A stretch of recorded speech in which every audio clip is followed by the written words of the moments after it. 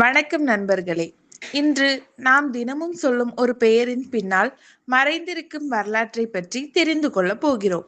சென்னை. இந்த பெயர் எப்படி வந்தது? ஏன் ஒரு காலத்தில் இந்த நகரத்தை மெட்ராஸ் என்று அழைத்தார்கள்? உண்மையில் எது சரியான பெயர்? இந்த கேள்விகளுக்கெல்லாம் பதில் தெரிந்தால் சென்னை நகரத்தை நீங்கள் இனி வேறு ஒரு பார்வையில் பார்க்க போகிறீர்கள்.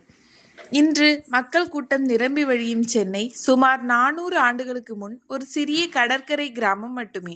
அப்போது அந்த பகுதியில் மீனவர்கள் வாழ்ந்தனர். பெரிய சாலைகளும் இல்லை, உயரமான கட்டிடங்களும் இல்லை. ஆனால் அந்த இடம் வணிகத்திற்கு மிகவும் முக்கியமானதாக இருந்தது. இந்த வாய்ப்பை உணர்ந்த ஆங்கிலேய ஈஸ்ட் இந்தியா கம்பெனி இந்தியாவின் கிழக்கு கடற்கரையில் ஒரு வணிக மையம் அமைக்க முடிவு செய்தது. 1639ஆம் ஆண்டு ஆங்கிலேயர்கள் அந்த நிலத்தை உள்ளூர் நாயக்க ஆட்சியாளர்களிடம் இருந்து பெற்றனர். அடுத்த ஆண்டு ஃபோர்ட் சென்ட் ஜார்ஜ் என்ற கோட்டை கட்டப்பட்டது.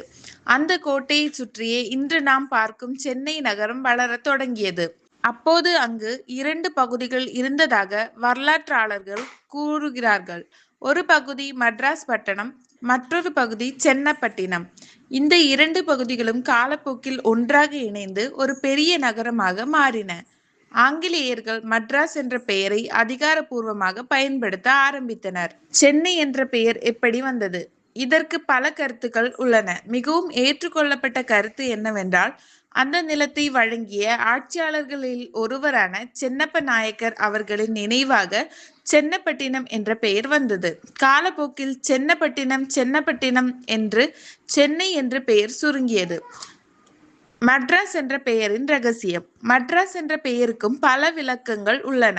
மட்ராஸ் பட்டணம் என்ற கிராமம் போர்ச்சுகீசிய தேவாலயமான மெட்ரே டே டியூஸ் அல்லது உள்ளூர் குடும்பத்தின் பெயர். ஆனால் இவற்றில் எதற்கும் உறுதியான ஆதாரம் இல்லை. அதனால் மெட்ராஸ் என்ற பெயரின் உண்மையான தோற்றம் இன்றும் வரலாற்று விவாதமாகவே உள்ளது. 1996இல் தமிழ்நாடு அரசு ஒரு முக்கிய முடிவு எடுத்தது. அதிகாரப்பூர்வமாக மெட்ராஸ் என்ற பெயர் நீக்கப்பட்டு சென்னை என்ற பெயர் அறிவிக்கப்பட்டது.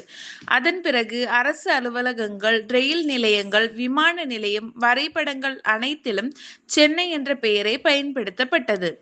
இன்று சென்னை என்பது ஒரு நகரம் மட்டுமல்ல, தமிழகத்தின் தலைநகரம், இந்தியாவின் முக்கிய ஐடி மையம், ஆட்டோமொபைல் தலைநகரம், உலக புகழ்பெற்ற மெரினா பீச் இருக்கும் நகரம், ஆயிரக்கணக்கான ஆண்டுகளின் கலாச்சாரமும் நவீன வளர்ச்சியும் ஒன்றாக கலந்திருக்கும் நகரம்.